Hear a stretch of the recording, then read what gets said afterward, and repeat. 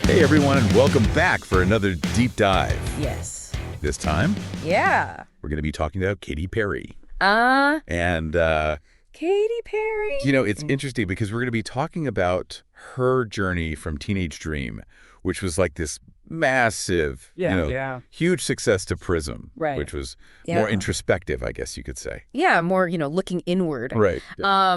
But we're really going to be looking at her visual storytelling because she's a great example of an artist who's really used visuals to help propel her career. And she's really influenced, I think, a generation of pop stars. Oh, absolutely. And their music videos. Yeah, and I think it's interesting, too, because, when you look at her background, she came from like a super strict Christian upbringing. Yeah. Hymns every Sunday church. Yeah.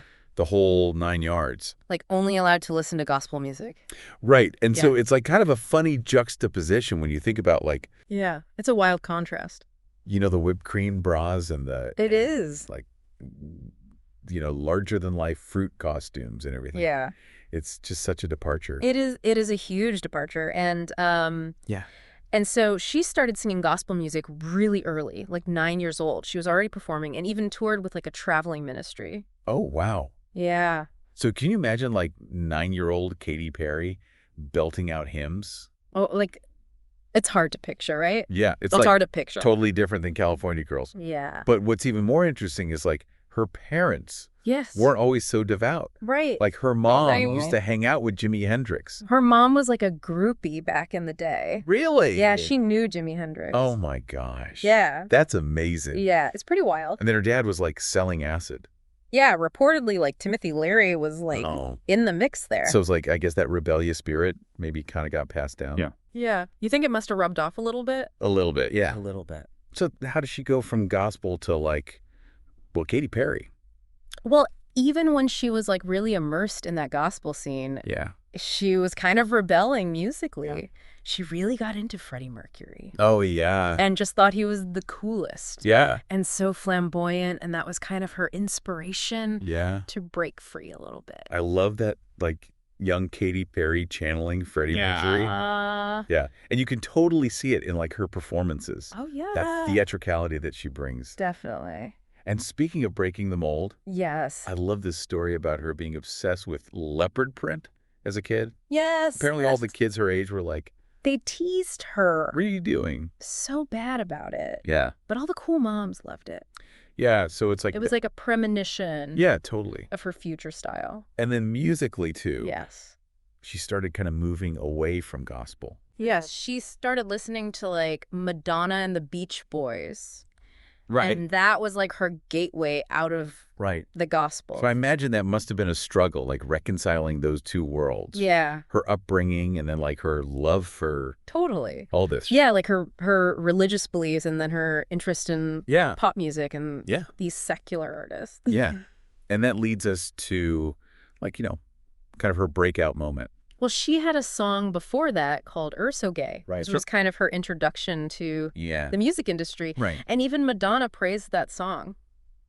Oh, wow. Yeah. So that was kind of her first little... Yeah. But Then I Kissed a Girl was like... Yes. Huge. It was huge. It launched her into the stratosphere. Yeah. Yeah. But yeah, it brought a lot of controversy with it. Yeah. And I mean, it's interesting because... It was a defining moment. Yeah. For sure. There were people who were accusing her of exploiting bisexuality. And then there was backlash from... the LGBTQ community and Christian groups. Like, they both had issues with it. Yeah. She kind of got it from both sides. Yeah. And then, adding fuel to the fire, she continued to date men. Yeah. Which kind of led to these accusations of hypocrisy. Right. So it definitely fueled that debate about her authenticity. Yeah. But, I mean, we also have to remember, like, this is... Yeah. Early in her career. Yeah, she's young. She's still figuring things out. Yeah, she's experimenting. She's, she's trying to figure out where she fits in. Right. And, her whole thing was like she was exploring themes of curiosity and female empowerment. Yeah, and I think that's what pop music is all about. You know, it's supposed to be provocative. Yeah. Challenging, entertaining. And she was doing all three. Yeah, and this is where I think her music videos really come into play. Oh, absolutely. Because This is where... If you think about I Kissed a Girl, the video. That really starts to shine. Yeah, it's like so vibrant. Yeah. It's pinup aesthetic. Yeah, it's that pinup aesthetic. Which is like a total 180 from her religious background. Yes. It's a huge departure. Yeah. For sure. And you can kind of see like those influences coming through. Yeah, it's interesting, right? Yeah, because she had that fascination with vintage clothing as a kid. Yeah. Remember the stories about her sneaking into Universal Studios? Yeah. Just to play dress up in the costume department? Yeah, and it's almost like that was... like foreshadowing. Totally, yeah.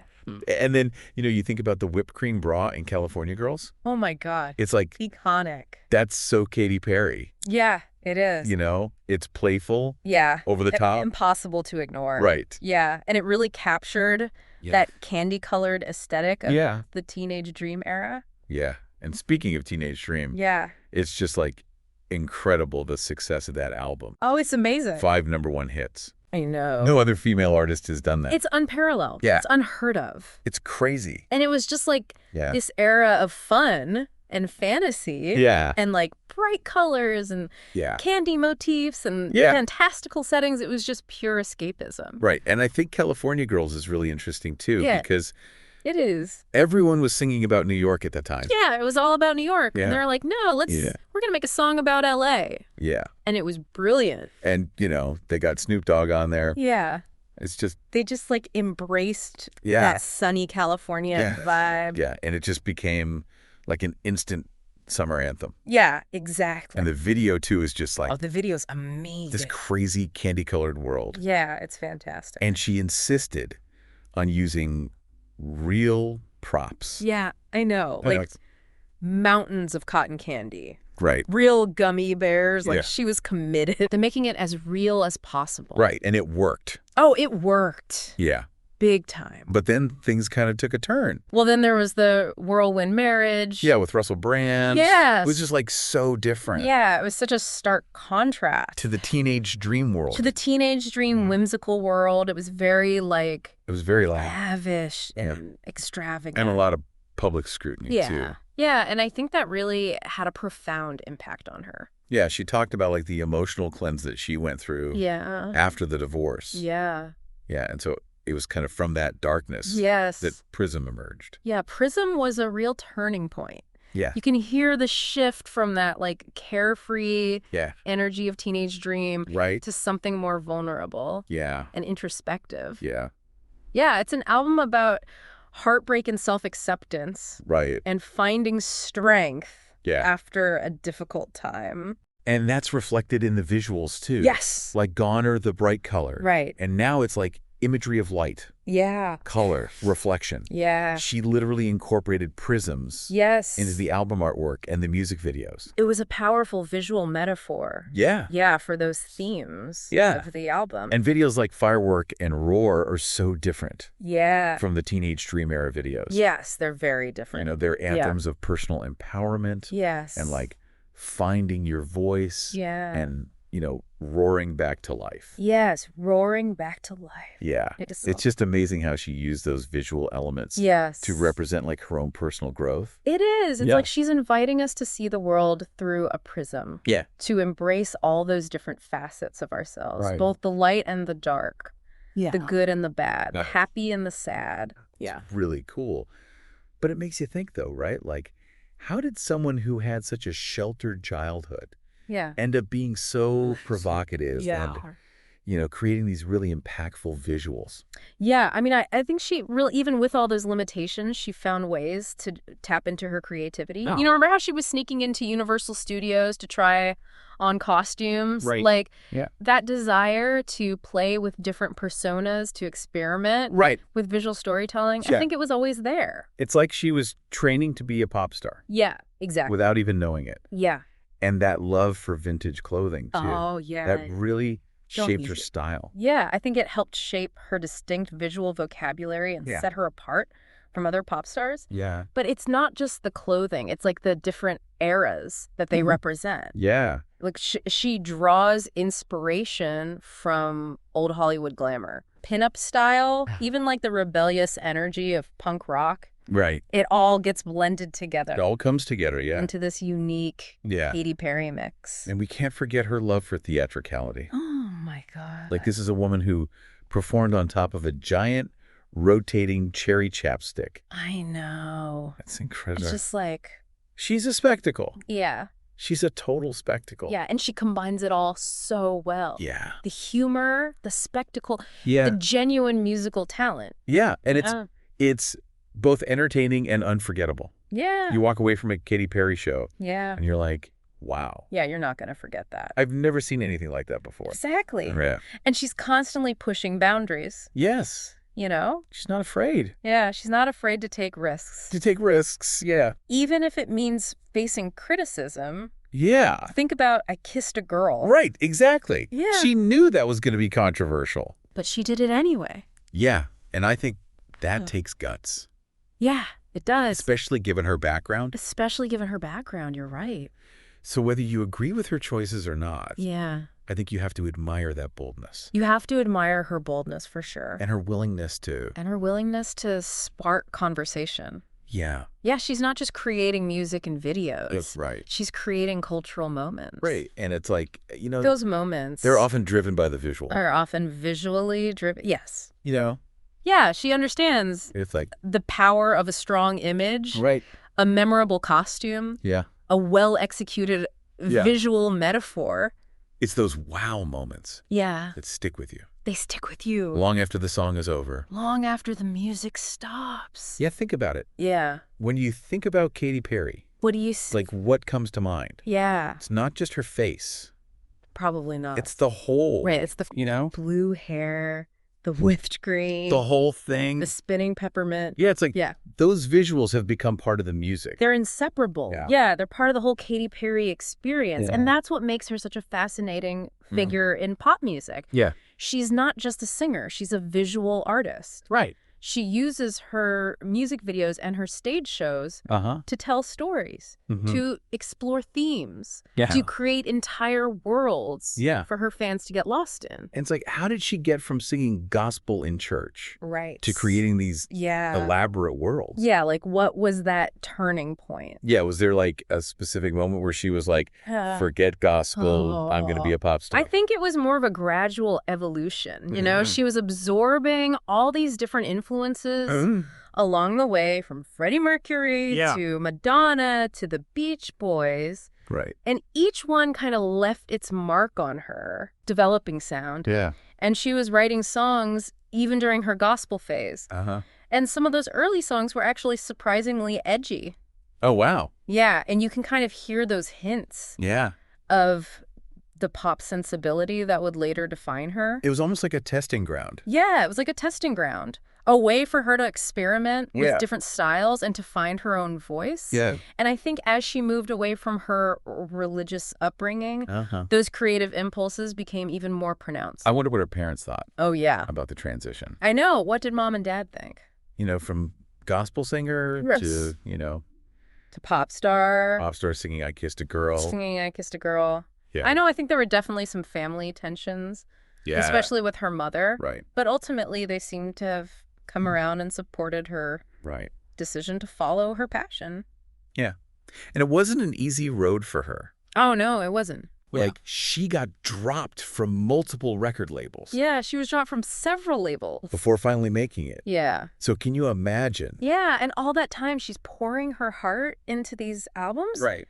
That never see the light of day. And just getting rejected. Yeah, it's brutal. Over and over again. Yeah. It speaks volumes about her determination and self-belief. Yeah. She could have easily given up, but she didn't. She kept pushing forward, refining her craft, experimenting. Yeah. And I think that tenacity is essential in the music industry, especially in a genre as competitive as pop. Totally. Yeah. And even after Teenage Dream, which was this massive success, she reinvented herself with Prism.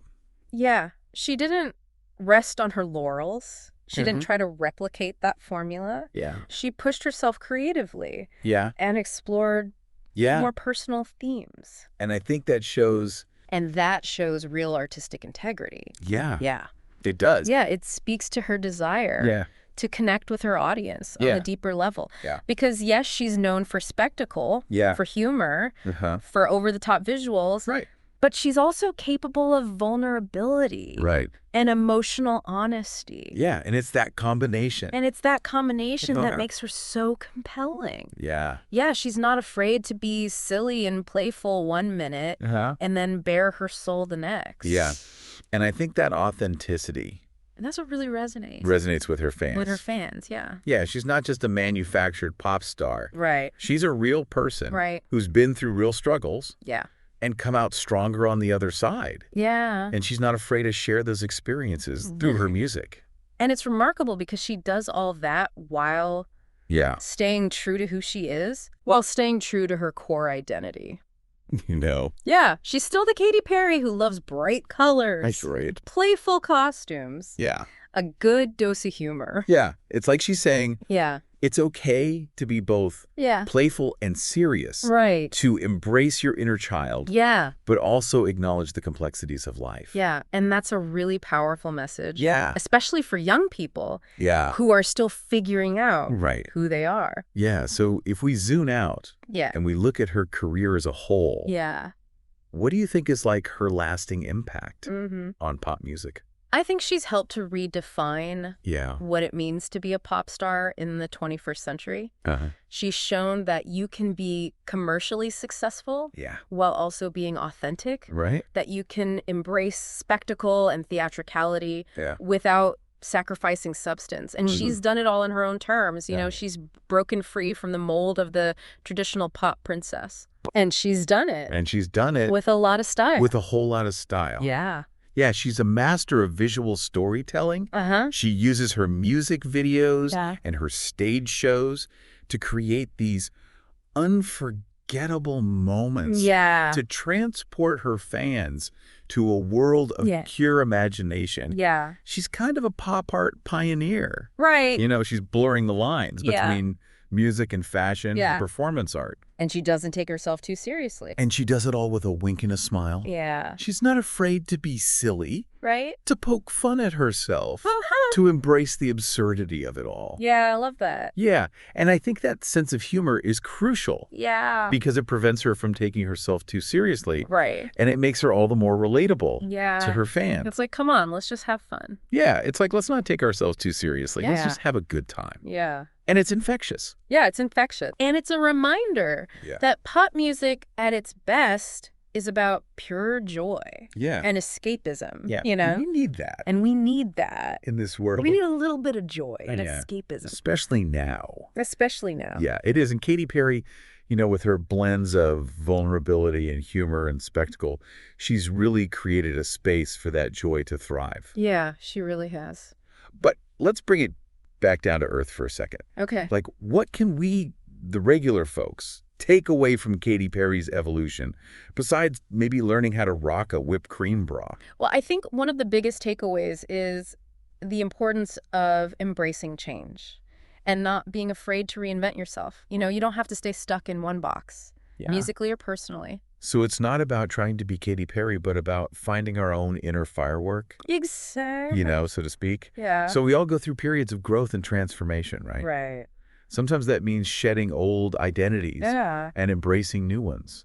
Think about how much you've changed since you were a kid. Right. You've learned new things, you've grown, you've discovered new passions. Exactly. And I think Katy Perry's willingness to evolve, both musically and visually, it just shows that it's okay to step outside your comfort zone, to experiment. It's like she's giving us permission to be bold, to take risks, to not be afraid to stand out from the crowd. Absolutely. And that applies to how we tell our own stories, too. Yeah. Not just through music, but through everything we do. You mean like how we present ourselves to the world? Yes. Our personal style, our creative expressions, all of that. So like our own visual language, our own way of communicating who we are. Exactly. Without even saying a word. Without even saying a word. Think about it.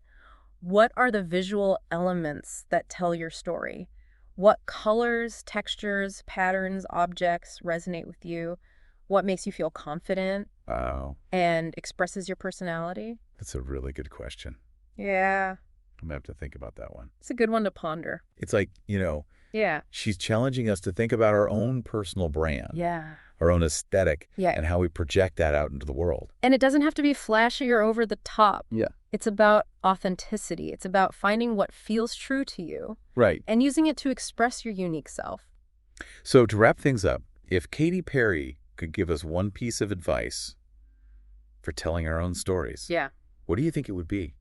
I think she would tell you to be bold, to be playful, and to not be afraid to let your freak flag fly. Yeah. Embrace your individuality. Yeah. And add your own unique color to the world. And maybe add a little whipped cream every now and then. Maybe a little whipped cream. Why not? This has been so fun. This was fun. Thanks for joining us on this exploration of Katy Perry's evolution.